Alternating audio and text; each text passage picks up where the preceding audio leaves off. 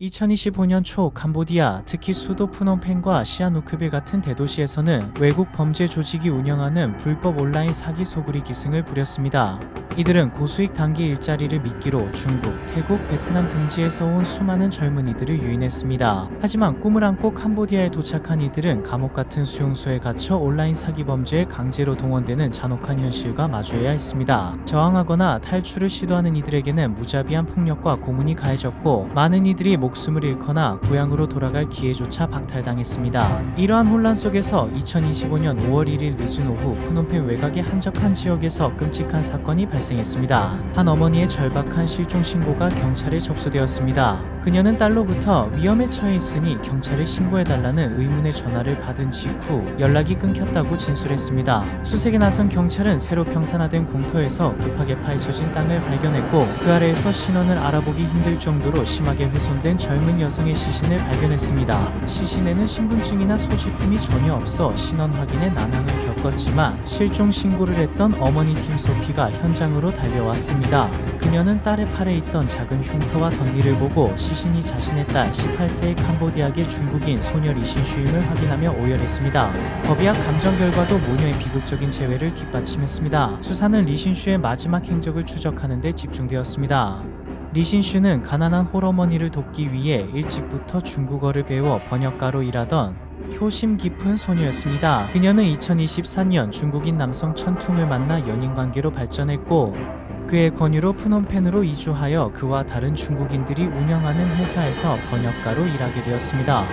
하지만 그녀가 일하던 곳은 합법적인 회사를 가장한 온라인 사기 조직의 소굴이었습니다. 리신슈는 점차 자신이 몸담은 조직의 실체, 즉 사기 행각과 노동자 감금 및 폭행과 같은 불법 행위들을 알게 되면서 큰 두려움에 휩싸였습니다. 그녀는 조직을 떠나려 했고, 만약 보내주지 않으면 경찰에 신고하겠다고 경고했습니다. 이로 인해 리신슈는 조직의 리더인 26세 양카이신에게 제거해야 할 위험 요소로 낙인 찍혔습니다. 결국 5월 27일 밤 양카이신은 리신슈를 제거할 잔혹한 계획을 실행에 옮겼습니다. 남자친구 천퉁과 또 다른 조직원인 34세 리아오하오가 범행에 가담했습니다. 그들은 리신슈를 아파트로 유인해 감금하고 조직의 비밀을 외부에 알렸는지 추궁하며 무자비하게 폭행했습니다. 가장 믿었던 연인 천퉁마저 그녀를 배신하고 폭력에 동참했습니다. 절망 속에서 리신슈는 어머니에게 마지막 구조 요청 전화를 걸었지만 그것이 그녀의 마지막 목소리가 되었습니다. 결국 그녀는 그날 밤 잔혹한 폭행으로 인해 목숨을 잃었습니다. 범인들은 범행을 은폐하기 위해 리신슈의 시신을 프놈펜 외곽의 황무지에 안매장하고 아파트 내부의 혈흔과 모든 증거를 철저히 청소했습니다. 추범 양카이씨는 즉시 베트남으로 도주했고, 천퉁과 리아오하오는 아무 일 없었다는 듯 아파트에 남아있었습니다. 하지만 리신슈의 마지막 전화는 경찰 수사의 결정적인 단서가 되었습니다. 경찰은 통신, 기록과 주변 CCTV 영상 분석을 통해 범인들의 차량을 특정했고, 목격자 진술을 확보하여 아파트를 급습, 천퉁과 리아오하오를 체포했습니다. 그들은 경찰의 추궁 끝에 모든 범행을 자백했습니다.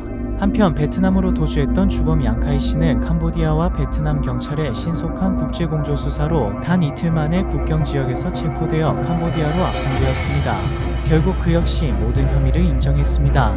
3명의 범인은 고의적 살인 혐의로 기소되었으며 캄보디아 법에 따라 최고형인 가석방 없는 종신형에 처해질 것으로 예상됩니다. 이 사건은 캄보디아와 중국 사회에 큰 충격을 주었으며 고수익 일자리를 미끼로 한 온라인 사기 조직의 위험성을 알리는 비극적인 경고가 되었습니다. 18세의 꽃다운 나이에 희생된 리신슈의 비극은 정의는 반드시 실현된다는 교훈과 함께 꿈을 찾아 낯선 땅으로 향하는 젊은이들이 겪을 수 있는 위험에 대한 사회적 경각심을 일깨웠습니다.